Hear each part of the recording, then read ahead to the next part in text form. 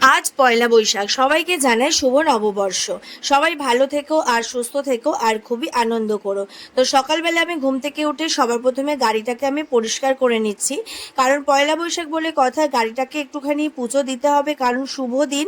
শুভ দিনে গাড়িটাকে একটুখানি পুজো দিয়ে নেবো। আর দেখো এখানে আমি কি সুন্দর মালা দিয়ে দিয়েছি, স্বস্তিক এঁকে নিয়েছি, এখন আমি পুজো করে নিচ্ছি। এরপরে দিদিভাইদেরকে গিফট দিচ্ছিলাম, দিদিভাইদের জন্য যে আমি গিফট কিনে এনেছি। তারপরে আমি আর সোনা বসে বসে একটু ব্রেকফাস্ট করে নিলাম, তারপরে দুপুরে রান্না শুরু হবে। আমাদের বাড়িতে আজকে হবে বিরিয়ানি, তাই জন্য দেখো আমি ডিম ভাজছি। আর আমার ডিম ভাজতে খুবই ভয় লাগে, কারণ প্রচণ্ড পরিমাণে ফাটে।